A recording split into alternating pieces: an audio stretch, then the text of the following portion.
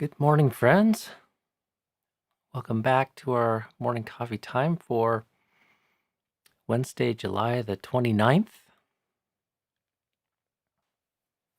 Let's go ahead and begin. I have a busy morning in store, so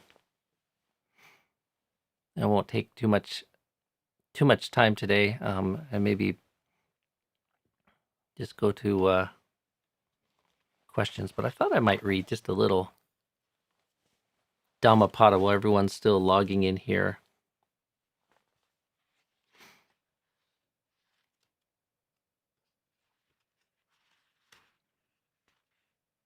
Still seems like a little low, so either everyone is busy on a Wednesday or people are still getting their stream on. So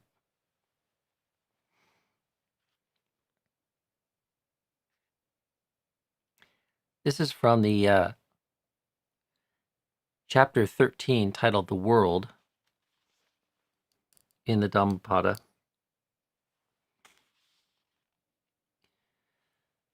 To lowly quality one should not resort. With heedlessness one should not live.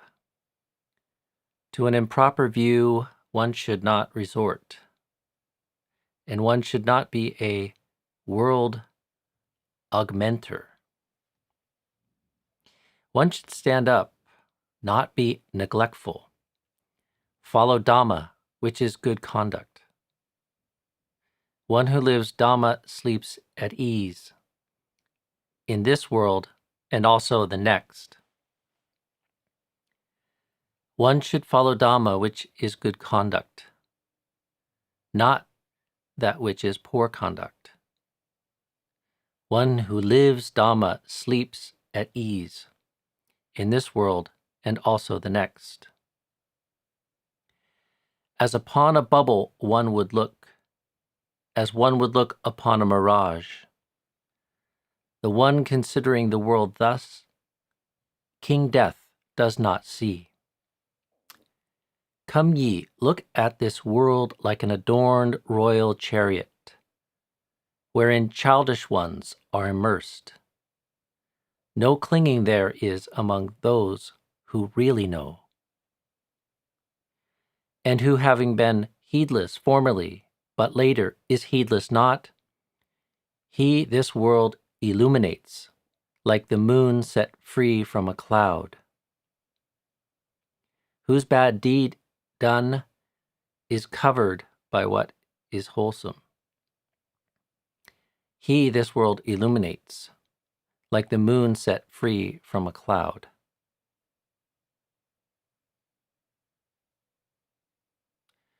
This world has become blinded, as it were. Few here see insightfully. Like a bird set free from a net, few go to heaven.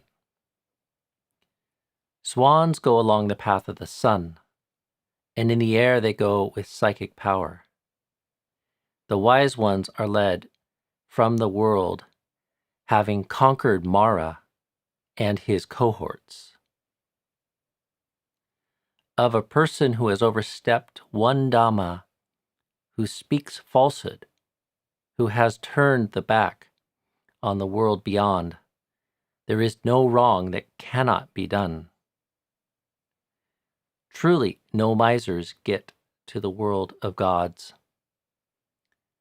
Certainly, childish ones do not applaud giving. The wise one gladly approves giving. Hence, indeed, is he at ease in the hereafter. Better than sole sovereignty over the earth or the journey to heaven, than lordship over all the worlds is the fruit of stream attainment.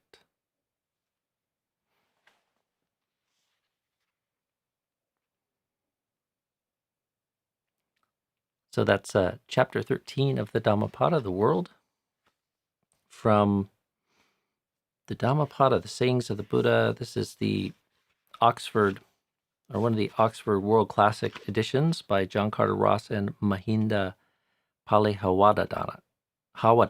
I need to practice that one. Mahinda Palihawatana.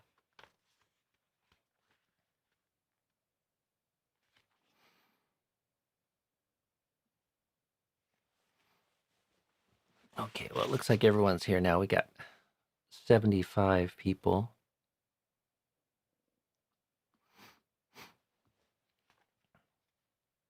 So that was inspired by Adil's question early on here.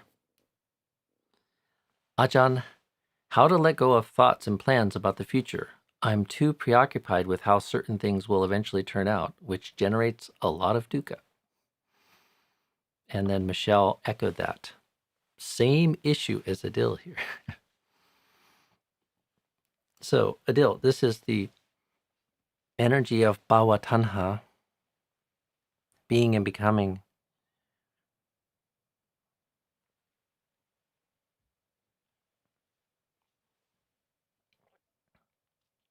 This is what makes the world go round.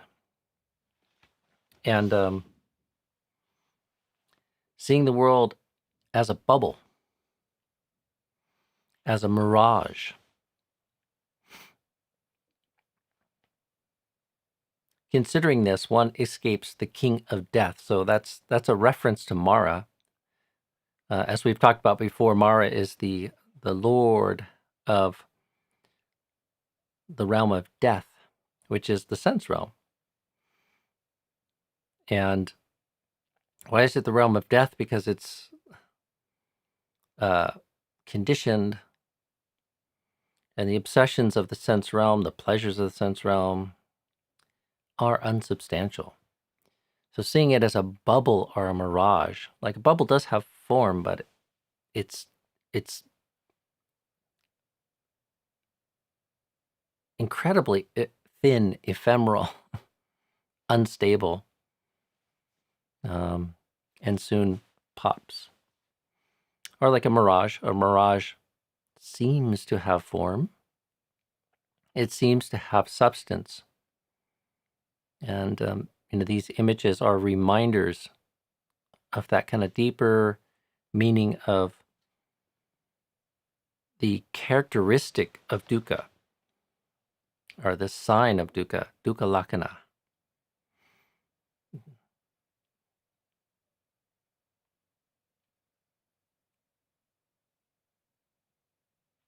So, the power of delusion sort of creates the atmosphere in the field for us to get into a kind of heedless and unskillful, over-invested, is what I always say, relationship with the things of the world. And embedded is some unconscious, or sometimes all too conscious sort of sense, is that happiness lies there, completion lies there, fulfillment lies there, satisfaction lies therein. And that is the coloration, that kind of delusion, the kind of ignorance, the unknowing, avijja, the lack of true seeing, supports that way of relating to the world and conditions. So one has to just like remind oneself that these things may be good, they may be skillful, they may be even necessary for one's station in life, one's role, responsibilities, but ultimately they're unsatisfactory. And being preoccupied is a sign and a symptom that our relationship to these things could use some rebalancings, re-examination. So, and serenity and insight are the chief tools there. So, just getting taking a bit more time and getting a bit more serenity sometimes can go a long way towards rebalancing. It's just like without any even strong intentional act of will or something, you find your relationship to these things kind of changing. And some of it is because we long for completion. We long for happiness. We long for satisfaction. And we're not getting it out of these things. We're entertained. We're distracted. The best of them are good, but it's not 100%.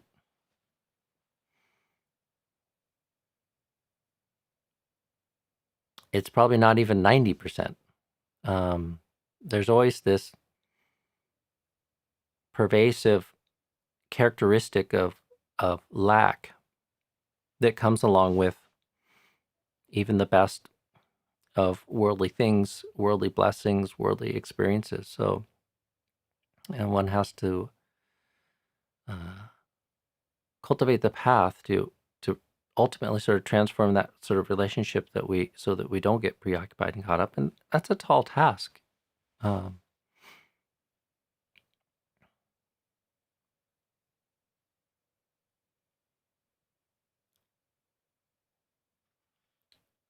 So when we notice we're suffering,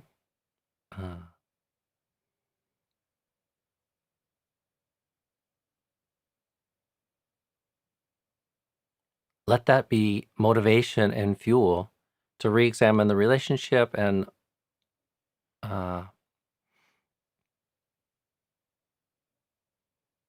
rebalance using serenity and insight. So, we can reflect, even though it feels like the right thing to do and I'm all caught up in this or something, ultimately, this is unsatisfactory. And just think about on everything you've already done. Even in your young life, you've still had 20 years or more of doing and being, and yet we still want more. So, but also just try to add in a more serenity and goodness. Like virtue and goodness and merit is the word we use, punya. This also goes a long way to generating a more refined sense of sort of happiness, which undermines the kind of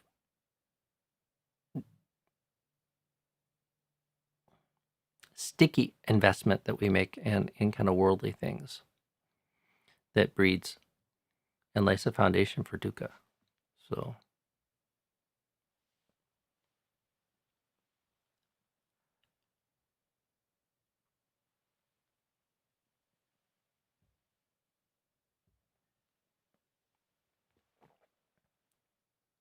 also reflections on aging, illness, and death can be very good for cutting through this. It just changes the whole scope, like a lot of what it is that we're caught up in the preoccupations that fuel this kind of obsession, preoccupation, being and becoming, tanha, are absent that sort of bigger frame of the truth of aging, illness, and death. And so it's a nice little Dhamma hack, if you will. Just contemplate, what will this mean to me at the end of my life? And there are a lot of temporal things that we're preoccupied with and caught up, which we know just by evoking that frame. This is not going to be important. It won't be it won't even be memorable or important to me in 10 years, or maybe a year, or maybe even a month.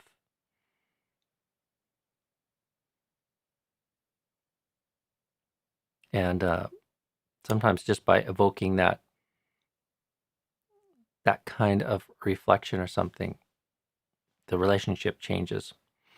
And some of the preoccupation and attachment sort of falls away. Good morning, Scott. Undisturbed silence is a term Ajahn Sona used. I often experience the urge to distract myself. Would you suggest ways to change this habit? Undisturbed silence. Trying to remember the context that Ajahn mentioned that in. I suppose it was when he was talking about noble silence, as defined by profound inner silence through meditative serenity.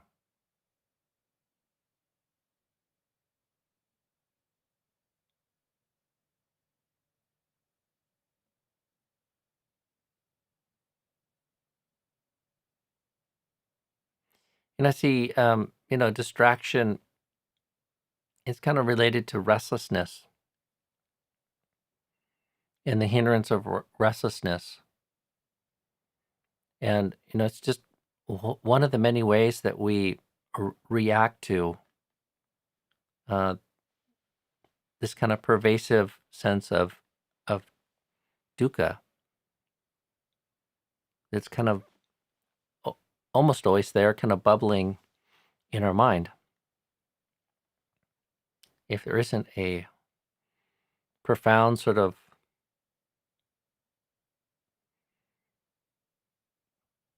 emotional atmosphere of peace and serenity,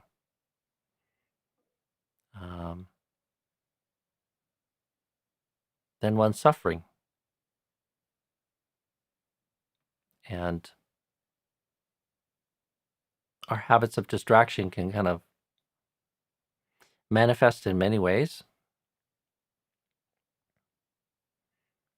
It can be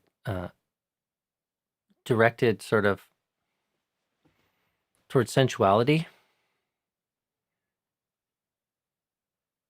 So just trying to be fresh. There's a phrase in the Suttas I'm trying to remember, sort of like ever delighting, now here, now there, is what comes to mind. But it's not exactly correct. But it describes this kind of monkey mind. The monkey sort of hopping from tree to tree, sort of looking for something to feed on, looking for something to eat, and always coming up hungry and unsatisfied.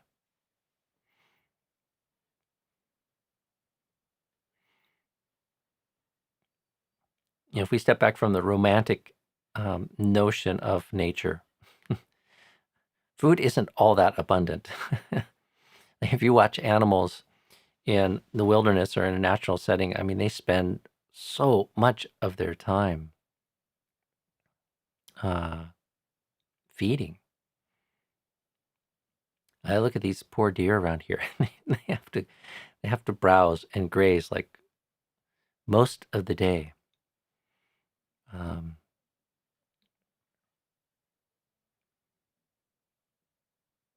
And if our chief strategy for pleasure and happiness is in the things of the world and sensuality in particular, then we're constantly needing to sort of to forage and feed, and we're constantly kind of looking for something that might bring fresh delight. And some of that is like the looking for happiness, but also some of that is trying to get away from the ever-present feeling of dukkha that's sort of there. Like the mind and the experience of the body aren't all that inviting.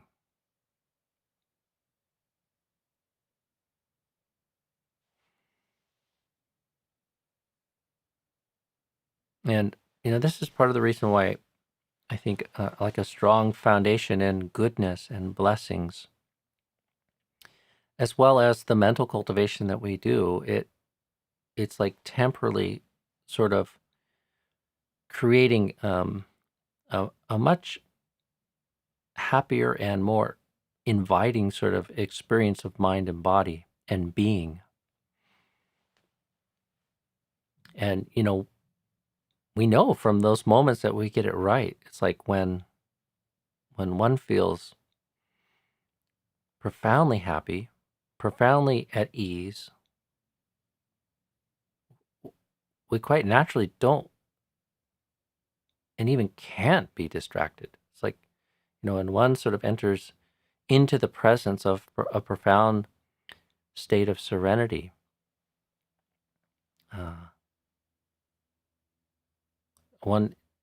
one drinks deeply of that. One moves to sort of stillness, and the kind of analog in even common experiences, like when one feels well in body and mind, one just naturally moves towards kind of stillness and ease.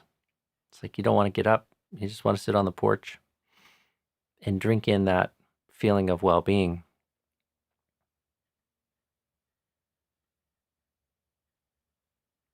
So, what would I suggest to change that habit?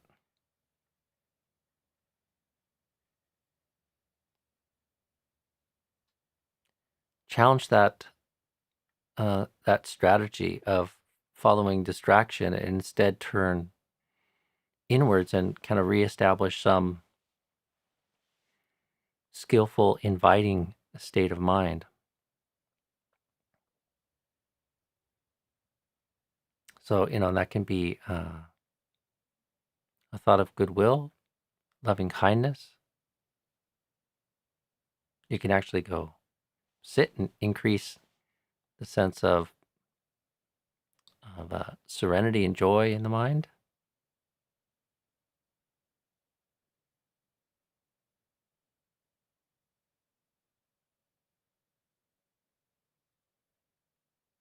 Resist the urge to distract oneself and instead kind of return to the present moment and cultivate, like, the opposite habit is like cultivating a refuge in presence, a refuge uh, in the in being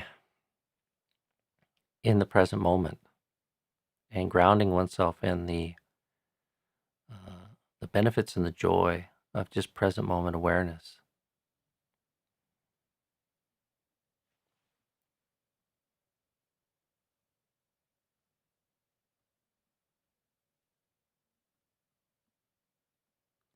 Okay, well, I see those questions came pretty early on, so you guys are way ahead of me.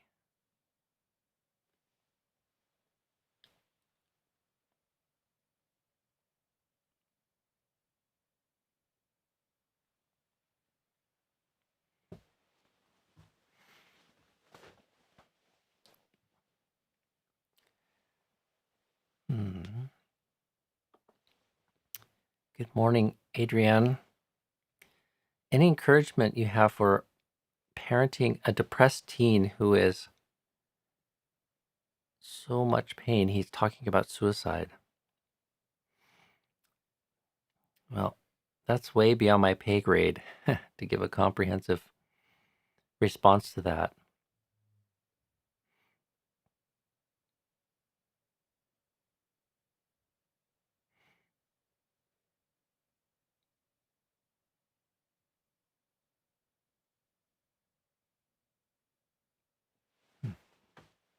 Yeah. I mean, a couple of things I always think about is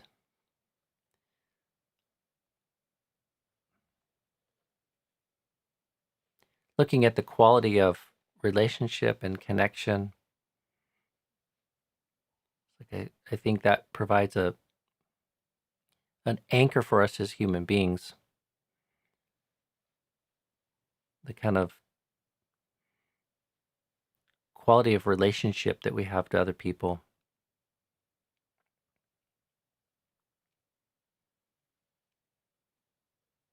And then also like finding some way out of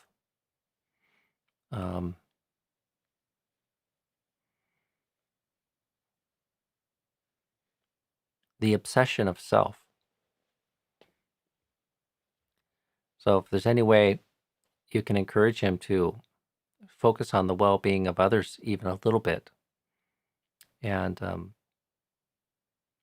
helping others,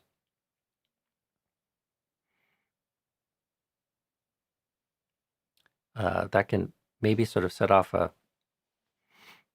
some momentum in generating energy and blessings, as well as kind of connection.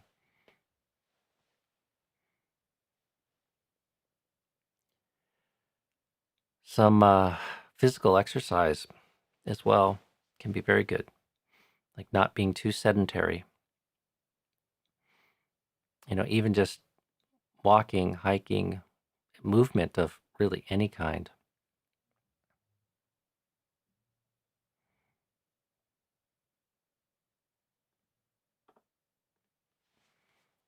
Good morning, Marilyn. Is perfectionism a hindrance?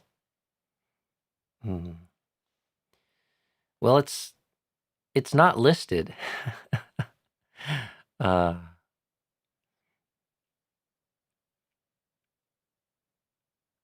So we're not going to lump it in with the kind of technical meaning that we ascribe to hindrance. But does perfectionism hinder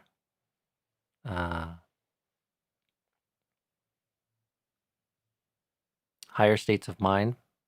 Let's put it that way. I think so. I'm a bit of a perfectionist myself, and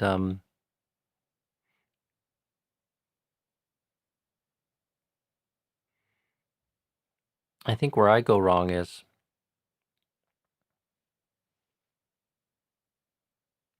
I kind of overvalue things being just so. There's a beauty in perfection, but like that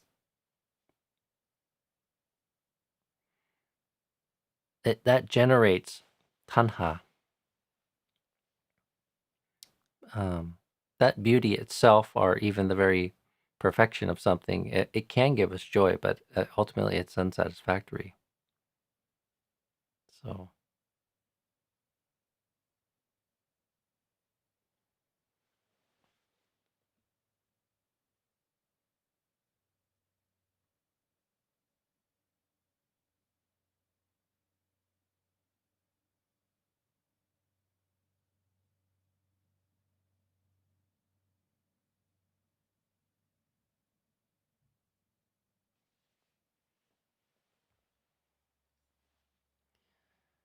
Okay, I'm going to just scroll down here. I see a lot of people giving Adrienne some support. That's very nice. But I'm going to have to get going here.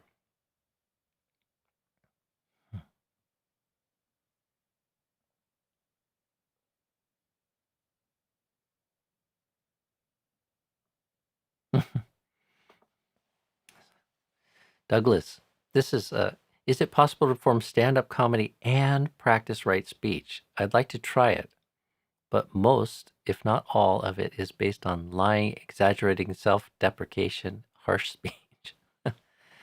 Yeah, much of it is. I'm quite interested in comedy myself. Many of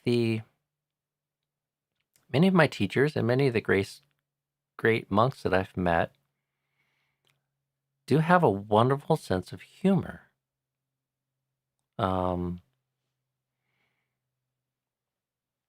it might be easy, kind of like on a superficial read of the suttas, to image the Buddha as this kind of humorless, joyless kind of person his only joy sort of is delighting in refined states of meditation. But I think there's evidence that the Buddha did have a sense of humor.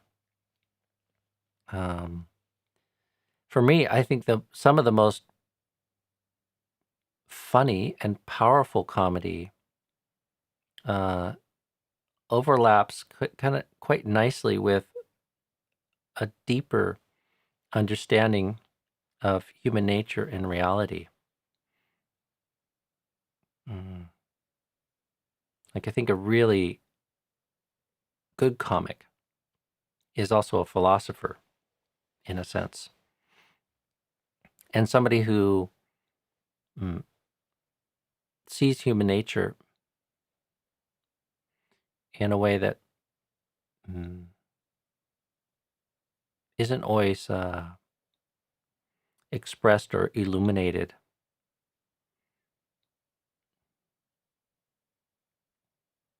So I think it is possible to perform stand-up comedy and practice right speech, even though if many of the genres of comedy are based on wrong speech. Yeah, I'd like to come back to this at some point. Oh, wait, I'm going to skip down to the end. I really do have to get going here today, but let's see. There's a couple on topic here that popped up here. So, Ṭhānissaro Bhikkhu has compiled suttas that reflect on humor. The book is named The Buddha Smiles. Yes, I remember that now. The Buddha Smiles. Okay, so I do recommend that.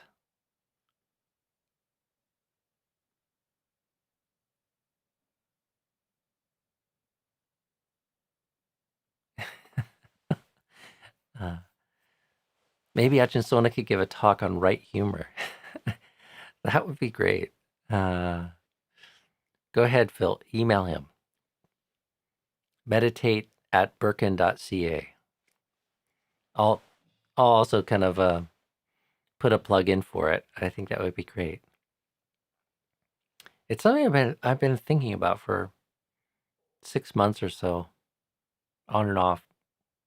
One of the hundreds of things that comes up for contemplation in this mind. All right, well, I'm going to leave it at that, friends.